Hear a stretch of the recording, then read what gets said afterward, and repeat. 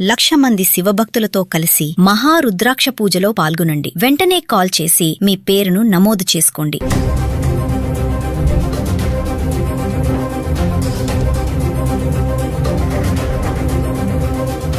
Hello viewers, welcome back to Suman TV. ప్రస్తుతం మనతో పాటు ఉన్నారు 20 ఇయర్స్ నుంచి అమెరికాలో ఉంటున్నటువంటి ఎంఎన్సీ ఎగ్జిక్యూటివ్ వీరభద్ర సార్ గారు. సార్తో మాట్లాడండి.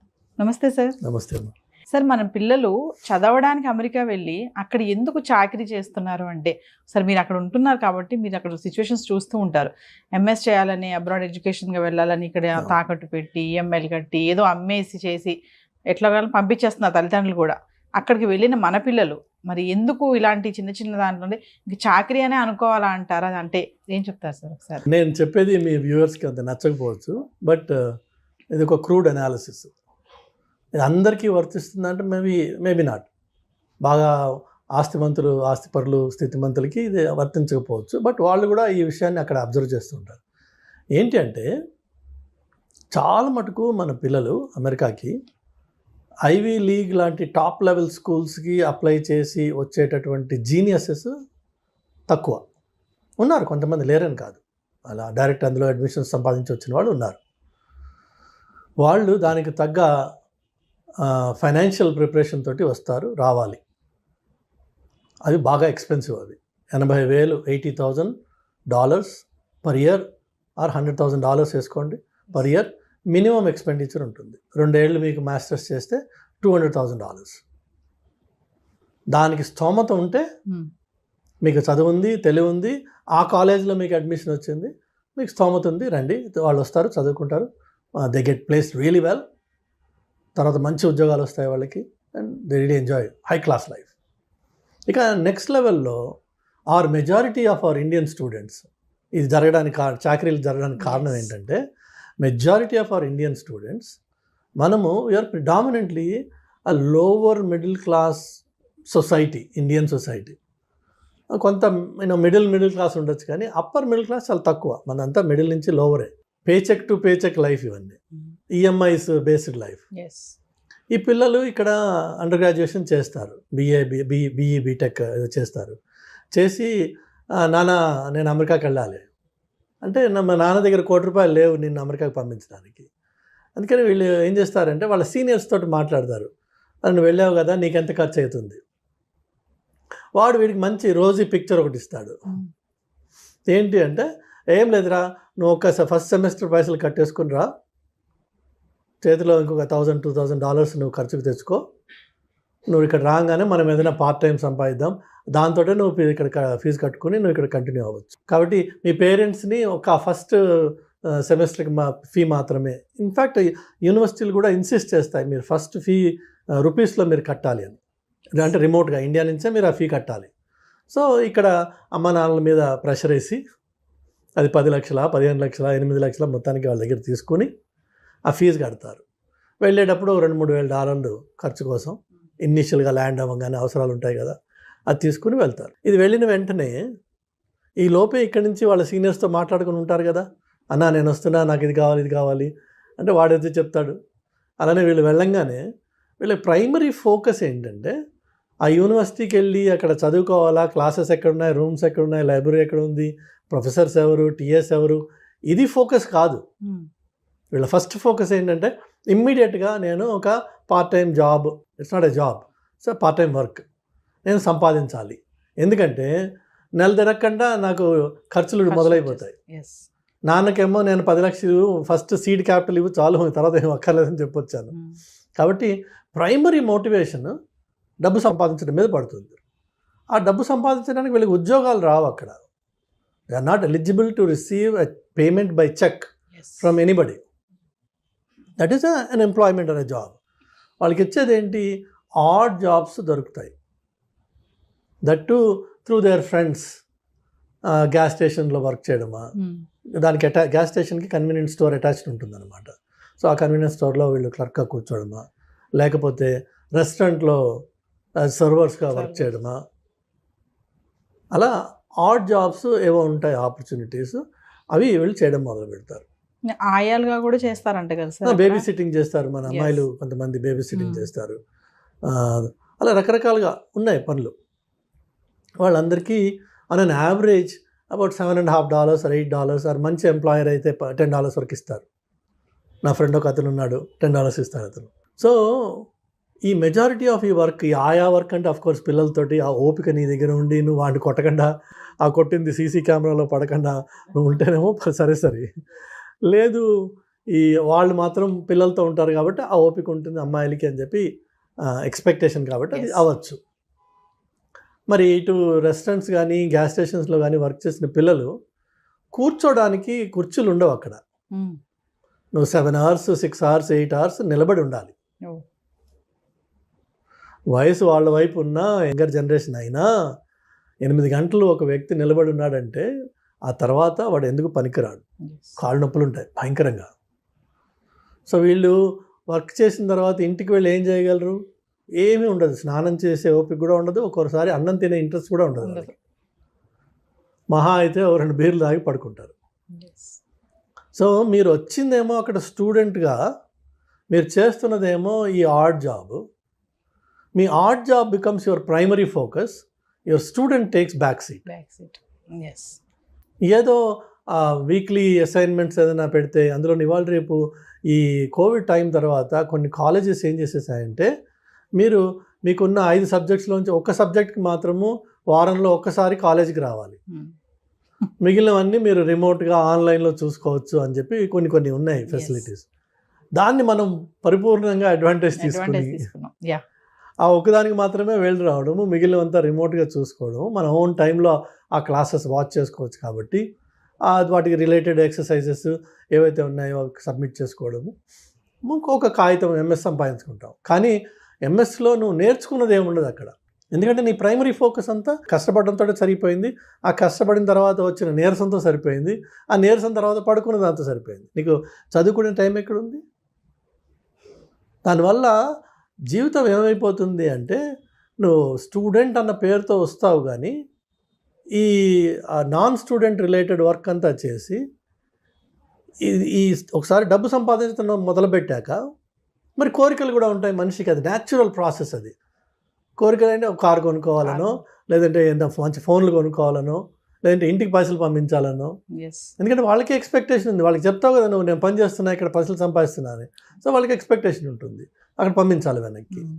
ఈ వెనక్కి పంపించాలనే ఒక బాధ్యత మీద పడంగానే మరింత స్ట్రెస్, ఇంకా తప్పదు నేను పని చేయాలనే ఎలా అయినా సరే లోకి వస్తుంది జీవితం.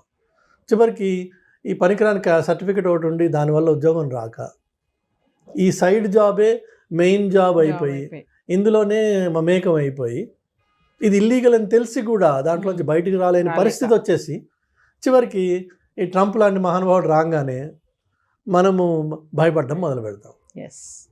ఇదంతా చేసింది ట్రంప్ కాదు పాపం, మనమే. అయితే మీరు చూస్తే యాక్చువల్గా ఈ మధ్యకాలంలో ఆన్లైన్లో మీరు న్యూస్ చూసి ఉండొచ్చు, చాలామంది స్టూడెంట్స్ ఈ ఇంటర్వ్యూస్ ఎక్కడైతే పోర్ట్ ఆఫ్ ఎంట్రీలో జరిగే ఇంటర్వ్యూస్లో వాళ్ళ దగ్గర వాళ్ళ ఫోన్ ఓపెన్ చేయించి అన్లాక్ చేసి ఫోన్ తీసుకుని వీళ్ళ వాట్సాప్ చాట్లు, వీళ్ళ ఈమెయిల్స్ ఆ ఆఫీసర్స్ చదివి ర్యాండమ్గా చూస్తారు. అన్నీ ఏం చూస్తారు వాళ్ళు ర్యాండమ్గా. ఎందులో అన్నా జాబ్ అనే మాట ఉందా, అట్లానే నీ బ్యాంక్ అకౌంట్ చూపించమని అడుగుతాడు వాడు. నీకు ఎవ్రీ 2 weeks ఎవరైనా ఒక క్రెడిట్ చేస్తున్నాడు అనుకో, క్యాష్ అయి ఉండొచ్చు, అది ఒక పర్టికులర్ అకౌంట్ నుంచి నీకు ఎవ్రీ 2 weeks పైసలు పడుతున్నాయి, which means you are working part time. So వాడు క్యాష్ ఇస్తున్నా నీకు డబ్బులు పడుతున్నాయి కదా, so which means you are working. నువ్వు మళ్ళీ అక్కడికి వెళ్ళినప్పుడు నీకు నెక్స్ట్ ఎంట్రీ వాడు రిజెక్ట్ చేస్తాడు. అందుకనే స్టూడెంట్స్ ఒకసారి అమెరికాకి వెళ్ళాక మళ్ళీ వెనక్కి రావడానికి భయపడతారు. ఎందుకంటే ఈ లకూనాస్ వాళ్ళకి తెలుసు ఎలా పట్టుకోవాలో, ఆ తప్పులు వీళ్ళు చేశారు ఆల్రెడీ. అదర్వైజ్ నువ్వు స్టూడెంట్వి రాయల్గా వెళ్ళి రాయల్గా రా, నీ దగ్గర I-20 ఉంది, వీసా ఉంది, అక్కడ ఉన్నావు నువ్వు 6 నెలలు సంవత్సరము వెళ్ళు రా నువ్వు. కానీ రారు మన వాళ్ళు. ఎందుకంటే మనం చేసిన తప్పు ఆ దొంగ మనలో ఉన్నాడు, వాడు పట్టుకోవడానికి అక్కడ రెడీగా ఉన్నాడు. ఇందుకే కష్టాలు. ఇన్స్టెడ్ ఆఫ్ దాట్ నా సలహా ఏంటంటే తల్లిదండ్రులకు కానీ పిల్లలకు కానీ, నువ్వు స్టూడెంట్గా అమెరికాకి నేర్చుకోవడం కోసం అది ఏదన్నా ఒక స్పెషలిస్ట్ స్కిల్ సెట్ నువ్వు సెలెక్ట్ చేసుకో ముందే, దాని మీద వర్క్ చేయి, దాని మీద స్పెషలిస్ట్గా మాస్టర్గా. That's what is masters. Right, the master అవడం కోసం దట్ టు లోకల్ అమెరికన్ కాంటెక్స్ట్లో ఈ మాస్టరీ ఎట్లా అప్లై చేయొచ్చు అన్నది నేర్చుకోవడం కోసం నువ్వు అక్కడికి వస్తున్నావు, అక్కడికి రావాలి. అంతేగాని అమెరికాలో ఉంటూ నీ నిత్యం జీవితం, నీ ఆలోచన, నీ పనులు, నీ పద్ధతులు అన్నీ ఇండియన్గానే ఉన్నాయి, ఇండియన్ ఓరియంటెడ్గానే ఉన్నాయి. సినిమాలు చూడడం, షికార్లు చూడడం, అన్నా తంబి ఏమని వీళ్ళతోటి తిరగడం, ఇవే ఉంటే నువ్వు అమెరికాలో ఉండి చేసిందేం లేదు. Nothing has changed other than your physical location. You continue to live like an Indian in America. So masters చేస్తూ మాస్టర్స్గా స్కిల్స్ నేర్చుకుని ఆ స్కిల్స్ ఏ డొమైన్కి అప్లై అవుతాయి, ఎలా అప్లై అవుతాయి, అది అక్కడ ఉన్నావు కాబట్టి అది అవకాశం నీకు. For simple example, silly example ఏంటంటే ఇక్కడ మీకు పెట్రోల్ ధర ₹118.50 అలా ఉంటుంది. అక్కడ మీకు ₹118.5005 4 digits ఉంటుంది, డెసిమల్ తర్వాత 4 decimals ఉంటుంది. సో ఎందుకు అట్లా? Have you ever asked anybody? So నీ 4th level యాక్యురసీకి వెళ్ళాలి అని చెప్పి ఆ పర్టికులర్ ఫీల్డ్లో ఉంది. In another field maybe no. ఇప్పుడు insurance premiums are always rounded off, there is no pennies anywhere, it's always to the $1. ఎందుకట్లా? సో మీకు ఈచ్ డొమైన్లో నువ్వు అక్కడ లోకల్గా ఉన్నప్పుడు నలుగురితో మాట్లాడి అడిగి నేర్చుకుని నీ టెక్నికల్ స్కిల్ని ఆ డొమైన్కి అప్లై చేసే అవకాశం ఉంది. అది నీ మాస్టరీ అంటే, అది నువ్వు మాస్టర్స్ చేయడం అంటే. అంతేగాని అక్కడికి వచ్చేసి ఈ సైడ్ కిక్ని మెయిన్ కిక్ చేసుకుని అసలు నీ మెయిన్ ఫోర్స్ని పక్కన పెట్టేటప్పటికి 2 ఏళ్ల తర్వాత అన్ని కష్టాలు మొదలవుతాయి. నీ చేతకానితనంతో నీకు ఉద్యోగం రాదు కాబట్టి నువ్వు మార్కెట్ని బ్లేమ్ చేస్తావు. ఆ బ్లేమ్ మీద నువ్వు పేరెంట్స్కి చెప్పుకుంటావు, నాన్న రావట్లేదు, అమ్మ రావట్లేదు, అమెరికా నాశనం అయిపోయింది, ట్రంప్ వచ్చి ఇది చేశాడు. పాపం ఆయన ఏం చేయలేదు ఇంకా, ట్రంప్ ఆయన వేరే బిజీలో ఆయన ఉన్నాడు, ఇంకా దీని మీద ఫోకస్ చేయలేదు. బట్ పిల్లలు దయచేసి అలాగే తల్లిదండ్రులు కూడా వీళ్ళది తప్పు. పేరెంట్స్ కూడా చాలా మంది సార్, ఇప్పుడు అంటే మీరు అన్నారు కదా, ఇప్పుడు పేరెంట్స్ కూడా చాలా మంది ఏంటంటే ఇగో పంపిస్తున్నాను అక్కడికి వెళ్ళి నువ్వు ఏదైనా జాబ్ చూసుకొని నీది నువ్వు కట్టుకోవాలి అని చెప్పేసి ఇప్పుడు ఎడ్యుకేషన్ లోన్ తీసుకుంటున్నాము. కమింగ్ టు ఎడ్యుకేషన్ లోన్, ఆ ఎడ్యుకేషన్ లో నువ్వే కట్టుకోవాలి, అక్కడ ఏం చేస్తావో మాకు తెలియదు, జాబ్ ఎత్తుక్కో, ఫస్ట్ జాబ్ ఎత్తుక్కో, ఇది ముందు చెప్తారు పేరెంట్స్ కూడా. కొంతమంది ఉన్నారు, అందరూ కాదు, ఖచ్చితంగా నువ్వు జాబ్ ఎత్తుకోవాలి, జాబ్ చేసుకుంటూ నువ్వు చదువుకోవాలి. మరి పేరెంట్స్ మైండ్ సెట్ కూడా ఇలా ఉంది కదా సార్. అయితే పేరెంట్స్కి ఫస్ట్ వాళ్ళకి దయచేసి ఈ వీడియో చూసిన వాళ్ళు గ్రహించండి, అమెరికాకు వచ్చి మీ స్టూడెంట్ జాబ్ చేసే ప్రసక్తి లేదు, అది జాబ్ కాదు. మీరు ప్రత్యేకంగా వాడికి లక్షలు ఖర్చు పెట్టి మీరు వాడిని ఎక్కడికి పంపిస్తున్నారంటే కూలి పనికి పంపిస్తున్నారు. చక్కగా గారాభంగా పెంచుకున్న కొడుకునో కూతురునో మీరు కూలి పని కోసం అని చెప్పి అమెరికాకి లక్షలు ఖర్చు పెట్టి ఆ కూలి పని చేసుకుని నువ్వు చదువుకో అని చెప్పి పంపిస్తున్నాను. ఇన్నాళ్ళు ఇంట్లో కనీసం ఇటు గిన్నె తీసి అటుపక్క పెట్టని పిల్ల కూడా అక్కడికి వెళ్ళి బేబీ సిట్టింగ్ చేస్తుంది. బేబీ సిట్టింగ్ అంటే ఏదో ఉత్తనే ముద్దు పెట్టి ఆడుకుంటే సరిపోలా, అన్ని పనులు చేయాలి. డైపర్ మార్చడం నుంచి వాడికి పాలు పెట్టడం వరకు. కొంతమంది పిల్లలు కొద్దిగా పెరిగిన వాళ్ళు కొట్టించుకోవాలి, వాడు పిల్లాడు, వాడు like a servant. You are like కాదు, you are a servant. So అది ఒకటి ఎత్తు. రెండోది వచ్చేసి మీరు ఆలోచించండి, ఒక స్టూడెంట్గా వెళ్ళిన పిల్లవాడు, స్టూడెంట్ లైఫ్ అయిపోయింది, మాస్టర్స్ మొత్తానికి ఏదో కాపీ కొట్టో వాడిని అడిగో వీడిని అడిగో కంప్లీట్ చేశాడు, వాడికి అసలు ఉద్యోగం రావట్లేదు, వాడికి కారు కొనుక్కునే హక్కు లేదు, వాడికి డ్రైవర్స్ లైసెన్స్ రాదు, వాడికి ఒక రియల్ లైఫ్ ఎంజాయ్ చేయాల్సిన అవకాశం దొరకదు. కానీ ఇండియాలో మాత్రం 25 లక్షలు 20 లక్షలు స్టూడెంట్ లోన్, ఎడ్యుకేషన్ లోన్ తీసుకుని వెళ్ళాడు, దాన్ని రీపే చేయాల్సిన బాధ్యత వాడి మీద ఉంది కాబట్టి వాడు వెనక్కి రాలేడు. అలాంటి వాడి స్టేట్ ఆఫ్ మైండ్ ఆలోచించండి, వాడు ఎంత కష్టపడుతున్నాడు అక్కడ. తీర్చాలి, పెట్టిన డెబ్ట్స్ అన్ని క్లియర్ చేయాలి, ఏదో చేయాలి ఇక్కడ. నేను అది మగపిల్లవాడు, ఆడపిల్ల ఏం చేస్తుంది? నేను ఆ విషయాలు చెప్పదలుచుకోలేదు, కానీ పరిస్థితులు చాలా ఘోరంగా ఉన్నాయి వీళ్ళకి. దేశం కాని దేశంకి వెళ్ళి కమ్యూనికేషన్ స్కిల్స్ కూడా లేక అక్కడ కొన్ని పనులు చేయకూడదు. షాప్ లిఫ్టింగ్ చేసి పట్టుబడిన ఆడపిల్లలు ఉన్నారు, మీరు ఆన్లైన్లో చూడొచ్చు వీడియోస్. ఎందుకు చేశారు షాప్ లిఫ్టింగ్? ఏదో క్యాజువల్గా సరదా. అక్కడ ప్రతి షాప్లో మీకు కొన్ని వేల కెమెరాలు ఉంటాయి, మీకు కనిపించవు అవి. వాటికి లాస్ ప్రొటెక్షన్ ఆఫీసర్ అని ఒకటి ఉంటాడు, ఎల్పీపీనో ఎల్పీఓనో అంటారు. వాడికి ఒక సెపరేట్ రూమ్ ఉంటుంది క్యాషియర్ వెనక, కస్టమర్ సర్వీస్ వెనక, వాడు ఎవరికి కనిపించడు. ఆ రూమ్లో వాడికి అన్ని మానిటర్స్ ఉంటాయి. అలానే ఇప్పుడు మీరు వేగస్కి వెళ్తే లక్షల్లో మీకు అక్కడ కెమెరాస్ ఉంటాయి. ఒక్కొక్క మనిషిని వాడికి అనుమానం వచ్చిందంటే వాళ్ళకి పిన్ చేస్తారు వాడిని, వాడి మొత్తం movement, every step will be tracked throughout the time. ఆ కెమెరాస్ ఒకదాని తర్వాత ఒకటి వాడిని పట్టుకుంటాయి. నీ బ్రీదింగ్, నీ చేతుల movement, everything they notice. So అదంత ఈజీ సొసైటీ కాదు అది. ఎస్. ఇక్కడి నుంచి అదేదో వెళ్ళిపోయి ఈ సీనియర్స్ ఏం చెప్తారు అక్కడ ముందు ఉన్న వాళ్ళు వీళ్ళకి, ఏం లేదురా మన హైదరాబాద్ లెక్కే ఉంటుంది వచ్చాయండి. ఏముంటుంది హైదరాబాద్ లెక్క? ఒకవేళ నిజంగా హైదరాబాద్ లెక్కే ఉందనుకుందాం, ఎందుకు వచ్చారా ఇక్కడికి నువ్వు? అసలు హైదరాబాద్లోనే ఉండొచ్చు కదా, అస్యూమింగ్. లేదు ఇది హైదరాబాద్ కాదు అమెరికా అనుకుందాం. మరి అమెరికా అన్నప్పుడు అక్కడ పద్ధతులు ఏంటి? ఇంటర్నేషనల్ డ్రైవింగ్ లైసెన్స్ తీసుకొచ్చి కొన్ని పనులు చేయొచ్చు, కొన్ని చేయకూడదు. అట్లా అది తీసుకొచ్చి లోకల్ కార్ రెంట్ చేసి అరెస్ట్ అయిపోయిన పిల్లలు ఉన్నారు. Because there is only limited validity for that. కానీ మనకేమో షాక్ ఉంది, కార్ రెంటల్ తీసుకుంటాము. లేన్ చేంజ్ చేయడం అనేది ఇండియాలో మనకు అసలు అలవాటే లేదు. ఇక్కడ లేన్ చేంజ్ అదే క్యాజువల్, లేన్ మనకి సంబంధం లేదు, డ్రైవ్ చేస్తుంటాం, లేన్ వస్తూ ఉంటాయి అక్కడ. అక్కడేమో లేన్ చేంజింగ్ ఒక డిసిప్లిన్ ఉంది, మనకి ఇక్కడ అలవాటు లేదు. నీ దగ్గర డ్రైవర్స్ లైసెన్స్ ఉంది కానీ నీకు రోడ్ రూల్స్ తెలియవు. తెలియనప్పుడు నువ్వు రోడ్ రూల్స్ తెలియకుండా ఆ రోడ్డు మీద డ్రైవ్ చేస్తే నువ్వు ఆటోమేటిక్గా you will be in trouble. First day second day కాకపోవచ్చు, థర్డ్ డే మేజర్ ట్రబుల్లోకి వెళ్ళచ్చు. ఆ ఒక్క తప్పు నీ జీవితాన్ని మొత్తం మార్చేస్తుంది ఒకసారి. ఎందుకంటే అమెరికాలో సార్ నేను స్టూడెంట్ని నన్ను వదిలేసేయండి అంటే వాడు వదలదు. నువ్వు క్రైమ్ చేసావు, you have to pay for it, plain and simple. Judge కూడా మిమ్మల్ని కొన్ని విషయాల్లో ప్రొటెక్ట్ చేయలేడు, బికాజ్ ఫెలనీ క్రైమ్స్ అని ఉంటాయి, వాటికి మినిమం పనిష్మెంట్ ఉంది. Judge has to give it between 5 to 15 అంటారు. So judge has to give minimum 5 కంటే తక్కువ ఇవ్వలేడు ఆయన, 15 కంటే ఎక్కువ ఇవ్వలేడు. బట్ లా అలా డిక్టేట్ చేసింది కాబట్టి judge also is bound by that. మనకి ఇక్కడ ఏదో మేనేజ్ చేద్దామన్నా, వాడికి ఫోన్ చేద్దామా, వీడికి ఫోన్ చేద్దామా, నీకు ఈ లైఫ్ నుంచి వచ్చి నువ్వు ఆ లైఫ్లో అది నేర్చుకోకుండా అక్కడ తప్పు చేసావు అనుకో, మైనర్ అమ్మాయిల్ని if you try to reach them through any means can put you behind bars for good. ఆ అమ్మాయి చూడడానికి 18-20 ఏళ్ళ అమ్మాయిలా ఉండొచ్చు, నీకు తెలియదు ఆ పిల్ల 13 అయి ఉండదు. ఏమన్నా కెలికావు, లైఫ్ గాన్. అమెరికన్ జైల్లో 50% పైన వాళ్ళే ఉంటారు. 50% పైన అమెరికన్ జైల్లో ఇట్లా అది వాళ్ళ కన్సెంట్ ఏజ్. ఈ మైనర్స్ని సెక్షువల్గా అబ్యూస్ అటెంప్ట్ చేసిన వాడు ఇంకా అబ్యూస్ చేయకపోవచ్చు, అబ్యూస్ చేసిన వాడు ఉండొచ్చు, అటెంప్ట్ చేసిన వాడు కూడా will get punishment in jail. నీకు ఇవన్నీ తెలియవు అక్కడ. సో మనం వెళ్ళినప్పుడు ముక్కుసూటిగా స్టూడెంట్గా వెళ్ళాను, స్టూడెంట్గా ఉండాలి, స్టూడెంట్గా నేర్చుకోవాలి, ఈ కొత్త సొసైటీలో నేను బాగుపడాలి అనే ఉత్సాహంతో పిల్లలు వెళ్ళాలి. ఆ ఉత్సాహంతో 2 ఏళ్ల పాటు వాళ్ళ మీద వాళ్ళు పూర్తిగా ఇన్వెస్ట్ చేసి become a real master in something. అప్పుడు ఆ మాస్టర్స్ డిగ్రీకి అర్థం ఉంది, ఉత్తి కాగితం ముక్కకి అర్థం లేదు. ఫైనల్గా మా పేరెంట్స్కి ఏమైనా చెప్తారా సార్? పేరెంట్స్ దయచేసి మీ పిల్లల్ని పంపించదలుచుకుంటే మీకు ఫైనాన్షియల్ కేపబిలిటీ ఉంటే పంపించండి.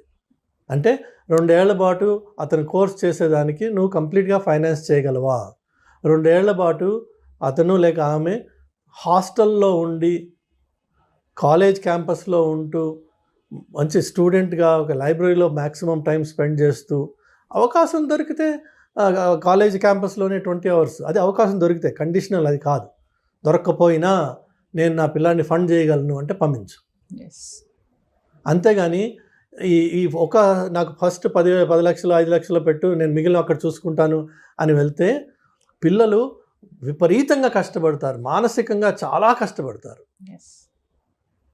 చెప్పుకోలేక కష్టపడతారు, విపరీతమైన ప్రెషర్స్ వాళ్ళకి. అనవసరంగా మనం తీసుకెళ్ళి వాళ్ళని ఒక నరకంలో తోసిన వాళ్ళం అవుతున్నాం. ఈ సిచ్యువేషన్ ఇంకా చెడుతుందే తప్ప అది ట్రంప్కి మీరు ఆపాదించవచ్చు. అన్ఫార్చునేట్గా పాపం ఆయన చేసింది ఏం లేదు ఇందులో. పాపం వల్ల వచ్చింది ఏంటంటే మన అప్రోచ్లో వచ్చిన పాపం ఇది. దానివల్ల ఈ సిచ్యువేషన్ ఇంకా చెడుతుంది. ఇప్పుడు ఒక ఊర్లో ఎన్ని రెస్టారెంట్స్ ఉంటాయమ్మా, ఎన్ని లక్షల మందికి వాళ్ళు ఉద్యోగాలు ఇవ్వగలరు? నీ ఫస్ట్ ఇయర్ స్టూడెంట్ ఉన్నాడు కదా అక్కడ, ఆల్రెడీ అక్కడ వర్క్ చేసిన వాడు, ఇప్పుడు కొత్తగా స్టూడెంట్ వచ్చాడు, అదే రెస్టారెంట్లో వాడికి ఏమి ఇస్తాడు? రెస్టారెంట్స్ అయితే పెరిగిపోవట్లేదుగా నీ స్టూడెంట్స్ లాగా, కానీ ప్రతి సంవత్సరం 10,000 మంది దిగుతున్నారు ఒక టౌన్లో. ఎంతమందికి వస్తాయి ఉద్యోగాలు? సో ఇందులో కొంతమందికి వస్తాయి, కొంతమంది రావు. రానివాడు ఏం చేయాలి మరి? ఇప్పుడు హీనంగా బతుకుతున్నారు మన పిల్లలు. దానికి తల్లిదండ్రులు సహకరించి వాళ్ళని పంపిస్తున్నారు అక్కడికి. దయచేసి పంపించకండి. మీ దగ్గర ఆర్థిక స్తోమత ఉంది, మీ పిల్లవాడికి అంత తెలివి ఉంది, వాడు మంచి స్టూడెంట్, ఇక్కడ చదువుకున్నాడు, వాడికి ఫోకస్ ఉంది, అక్కడికి వెళ్తే మరింత బాగుపడతాడు, నేను దాన్ని ఫండ్ చేయగలను, నా దగ్గర డబ్బులు ఉన్నాయి, ఇల్లు అమ్మైనా సరే నేను వాడిని పంపిస్తా, ఇదే నా ధ్యేయం, వండర్ఫుల్, చెయ్యి. అంతేగాని బిడ్డ నేను 20 లక్షలు తీసుకొచ్చా, నేను ఈ 20 లక్షలే నీకు తీసుకెళ్ళు, నువ్వేం చేసుకుంటావు చేసుకో, అక్కడ తర్వాత నుంచి నీదే లైఫ్ అని పంపించొద్దు. పంపిస్తే వాళ్ళు చాలా చాలా చాలా చాలా కష్టపడతారు. నరకానికి మీరు డోర్ ఓపెన్ చేసిన వాళ్ళు అవుతున్నారు. చేయకండి ప్లీజ్.